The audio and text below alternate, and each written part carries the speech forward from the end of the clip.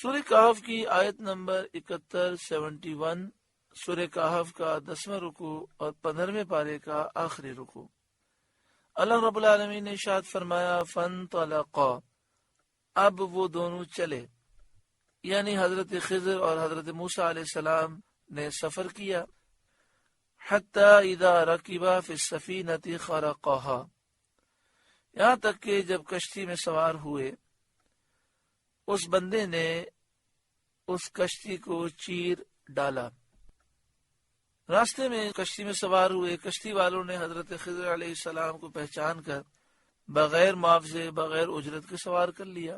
حضرت خضر علیہ السلام نے ایک بسولے یا کلہاڑی سے اس کا ایک تختہ یا 2 تختے اکھاڑ ڈالے، لیکن باوجود اس کے پانی کشتی میں نہ آیا۔ قال اخرقتها لتغرق اهلها، موسیٰ نے کہا کیا آپ نے اسے اس لیے چیرا کہ اس کے سواروں کو ڈبا دو، یعنی آپ چاہتے ہیں کہ یہ کشتی ڈوب جائے۔ لقد جئت شیئا امرا، بے شک یہ آپ نے بری بات کی۔ ایک تو انہوں نے بلا معاوضہ آپ کو سوار کیا، دوسرا یہ کہ کسی کی چیز کو بغیر اس کی اجازت کے نقصان پہنچایا آپ نے۔ اتنی نئی اور خوبصورت کشتی تھی، آپ نے اس کے 1 یا 2 تختوں کو توڑ دیا۔ قال الم اقل انک لن تستطیع معی صبرا، خضر نے کہا میں نہ کہتا تھا کہ آپ میرے ساتھ ہرگز نہ ٹھہر سکیں گے۔ قال موسیٰ نے فرمایا لا تؤاخذنی بما نسیت، مجھ سے میری بھول پر گرفت نہ کرو، کیونکہ بھول پر شریعت میں گرفت نہیں ہے۔ ولا ترہقنی من امری عسرا، اور مجھ پر میرے کام میں مشکل نہ ڈالو۔ فانطلقا، پھر وہ دونوں چلے، یعنی کشتی سے اتر کر ایک مقام پر گزرے جہاں لڑکے کھیل رہے تھے۔ حتی اذا لقیا غلاما، یہاں تک کہ جب ایک لڑکا ملا جو ان میں خوبصورت تھا اور حد بلوغ کو نہ پہنچا تھا، یعنی نابالغ بچہ تھا۔ بعض مفسرین نے کہا کہ یہ جوان تھا اور رہزنی کیا کرتا تھا، یعنی ڈاکے ڈالا کرتا تھا۔ فقتلہ، اس بندے نے اس بچے کو قتل کر دیا۔ قال، موسیٰ نے کہا اقتلت نفسا زکیۃ بغیر نفس، کیا آپ نے ایک ستری جان بے کسی جان کے بدلے قتل کر دی؟ ستری جان سے مراد یہ ہے کہ اس کا کوئی گناہ ثابت نہ تھا۔ لقد جئت شیئا نکرا، بے شک آپ نے بہت بری بات کی۔ 15واں پارہ مکمل ہوا۔ اللہ رب العالمین اس پارے کے نور سے ہمارے قلوب کو روشن منور فرما۔ 16ویں پارے کا آغاز ہے قال الم اقل لک انک لن تستطیع معی صبرا، خضر نے کہا میں نے آپ سے نہ کہا تھا کہ آپ ہرگز میرے ساتھ نہ ٹھہر سکیں گے۔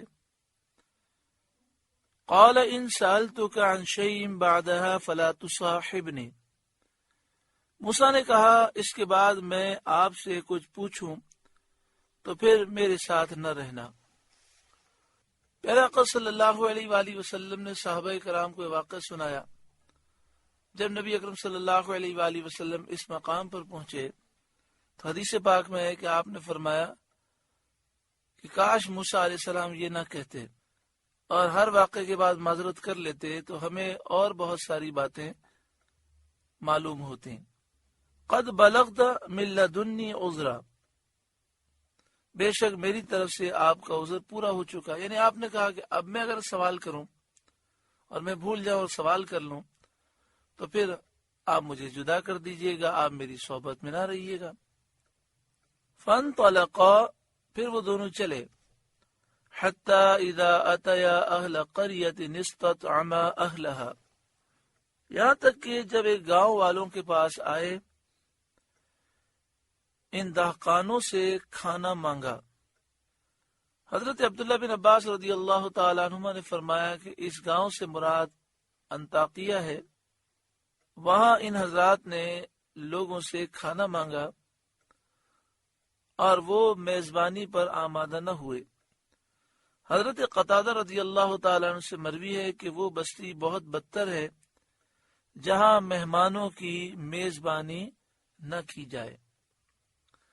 یا یہ بات ذہن میں رہے کہ اس زمانے کا دستور یہ تھا، کیونکہ اس زمانے میں نہ ہوٹل تھے، نہ ریسٹورینٹ تھے اور نہ سرائے تھے، اور یہی تھا کہ گاؤں سے کوئی فرد گزرتا تو وہ لوگوں کو کہہ دیتا کہ ہم مسافر ہیں، اور لوگ جو ہیں ان کے کھانے کا انتظام کرتے۔ لیکن وہ بستی والے اس قدر کنجوس تھے کہ انہوں نے انکار کر دیا۔ فَأَبَوْا أَن يُضَيِّفُوهُمَا، تو انہوں نے انہیں دعوت دینی قبول نہ کی۔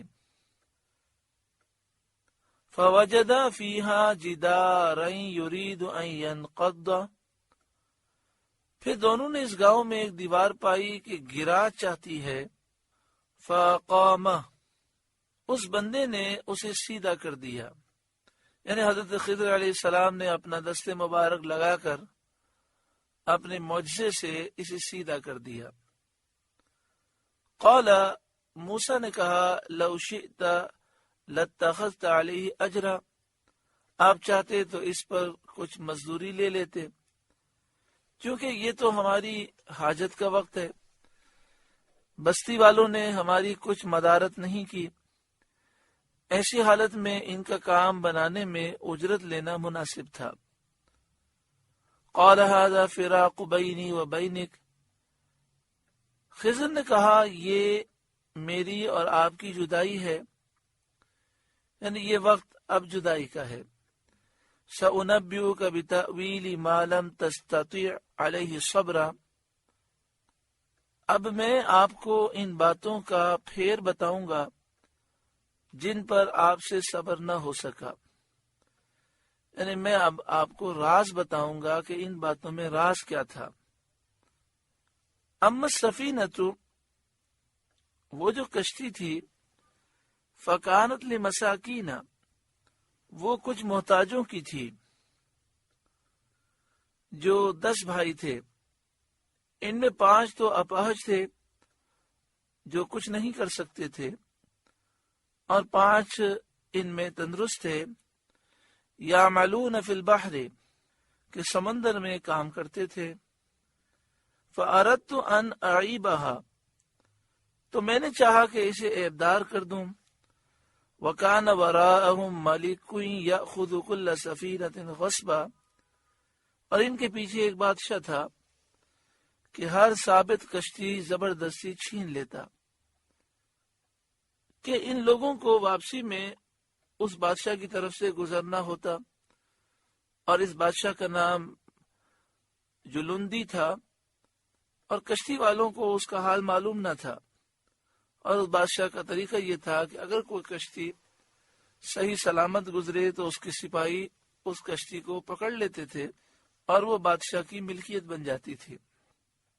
تو بظاہر ایک چھوٹا سا عیب ہو گیا جس سے کوئی نقصان نہیں ہوگا، لیکن اس چھوٹے سے عیب کی وجہ سے یہ بڑے نقصان سے بچ گئے۔